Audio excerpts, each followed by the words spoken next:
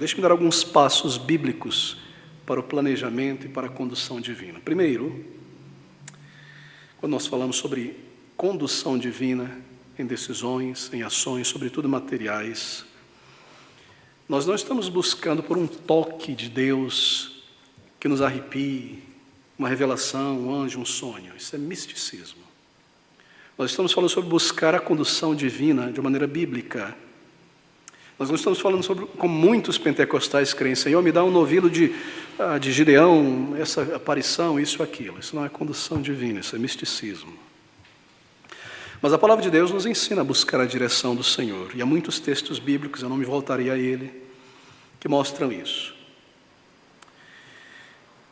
Bem, no capítulo 4 de Tiago, no versículo 14, diante dessa atitude de presunção, o que ele diz? Isso estabelece a direção divina. Veja o versículo 15. Em lugar dessa presunção, devias dizer, se o Senhor quiser e se vivermos, faremos isto ou aquilo. Agora, isso não é uma fórmula mágica, que eu declaro e saio fazendo o que eu quero. Há um perigo aqui. E eu devo advertir, meus irmãos, que nós tenhamos cuidado com isso, se o Senhor quiser. Ou, meu irmão, nos encontramos na igreja, se Deus quiser. Isso se torna uma frase para desculpar o fato de que talvez não queira ir, não vá ir, se tiver alguma coisa melhor para fazer, eu não vou ser culpado porque não foi a vontade de Deus. Eu já disse, se Deus quiser. Não é isso. Nós não culpamos a Deus por nossos erros e falhas. Tome grande cuidado com isso. Isso é algo que é vivido, que é desejado, que é trazido diante de Deus e que nós carregamos na mente e no nosso coração esse sentimento. Estou fazendo aquilo que Deus requer, estou seguindo os passos que Ele me comanda. Se for da vontade dEle, será. Se não for, eu estou alegre com o que Ele me der. Paulo disse a alguns irmãos, eu irei para Jerusalém e voltarei a vocês, se Deus permitir. Não estava apenas fazendo uma declaração final.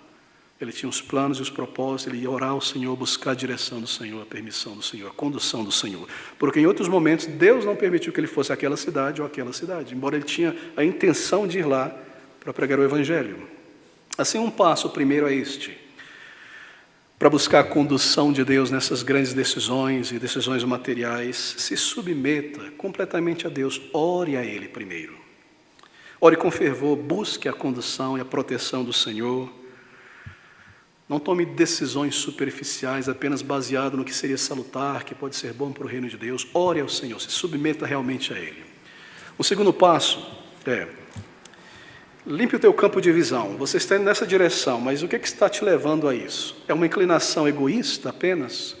É um desejo muito grande por coisas materiais, por conforto, por tranquilidade, chegar a este ponto?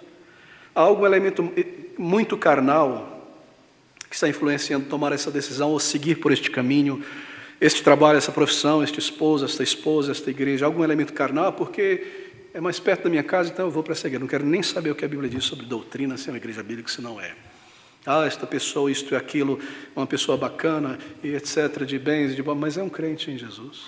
O que está te levando a tomar essa decisão? Algum elemento muito carnal, terreno nisso aí. 3. Use a Bíblia agora. Você orou, você limpou seu campo de vista das motivações totalmente carnais, terrenas, ou do ego, da vaidade, da ambição. Então você consulta a palavra de Deus. Por quê? Porque a Bíblia me ajudará a compreender. Há princípios bíblicos para todas as decisões a serem tomadas. Você não encontrará na Bíblia o nome da empresa que você vai trabalhar, mas há princípios bíblicos sobre trabalho, casamento, etc., etc. Busque quais são os princípios bíblicos que pesam sobre este caminho que eu irei tomar, esta decisão. Não empurre para lado a palavra de Deus. Consulte ela. Observe ela, use a Bíblia, os conselhos bíblicos ali, claros sobre isso. Em quarto, pese os prós e os contras em relação a isso. Se há sinceridade diante de Deus, então Deus te dará clareza para pesar os prós e os contras. Você conversa com alguém que já passou por isso, que andou por esse caminho, considere, pese os prós e os contras disso. Como é que isso vai afetar a minha vida espiritual, minha família, meu andar com Deus, meu coração, que eu devo guardar, a santificação de Cristo em meu coração, e estas coisas, e esse tempo, isso, pese os prós e os contras também, de maneira prática, sobre essa decisão prática. Quinto, se você é sincero, ora ao Senhor, limpa este campo de visão, observa os princípios da palavra de Deus, usa ela, pesa os prós e os contras, ainda que você esteja errado nessa grande decisão, neste grande caminho, o Senhor te protegerá, Ele intervirá de uma maneira soberana. Talvez Ele feche uma porta.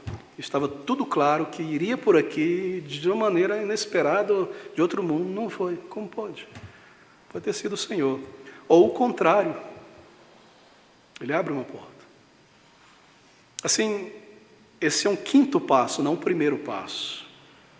E por último, continuando esse quinto, se você é sincero diante do Senhor, você checa a palavra do Senhor, se você ora a Ele, submete a Ele, limpa o campo de visão, pesa os prós e os contras, o Senhor também te trará uma convicção mais interna, ou de paz quanto a isso, ou de preocupação, ou de grande intranquilidade. Mas lembre-se disso, isso é crítico aqui. Este é o último passo. Muitas pessoas fazem assim, eu orei a respeito, se eu senti paz ou não senti paz, essa é a decisão a ser tomada. Esse é um grande erro. Traz grandes males e péssimas consequências.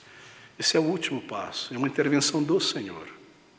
Depois que eu me submeti a Ele em oração, se o Senhor quiser, se for a sua vontade, e eu estou andando com este sentimento enquanto eu observo as coisas acontecendo, fazendo a minha parte. Eu limpei o campo de visão, eu fui honesto, o que está me movendo nessa direção é pura carnalidade, é pura cobiça, ou malícia, ou egoísmo. Eu chequei o princípio da palavra de Deus, que pesa sobre estas decisões. Eu pesei os prós e os contras, eu conferi com outras pessoas mais experientes. Então o Senhor pode intervir, ainda que eu esteja tomando decisão errada, ou fechar soberanamente uma porta para me proteger. Assim, meus irmãos, em lugar do que devias dizer, se o Senhor quiser e se vivermos, faremos isto ou aquilo. Isso é condução divina. Está aqui. Não é apenas uma declaração de uma frase. Se Deus quiser. Cuidado com isso. Às vezes nós usamos isso para nos desculpar ou culpar a Deus por alguma coisa que não foi certa, que nós erramos. Mas é uma disposição sincera do coração de me submeter ao Senhor e Ele abençoará. Certamente, assim, faça planos, planeje corretamente. Mas lembre-se, a minha vida depende do Senhor. Esses planos dependem do tempo e da vida, e tudo isso está na mão de Deus. Nós checamos esses passos e entregamos ao Senhor. Aqui está um constante senso de dependência da vontade de Deus para a vida.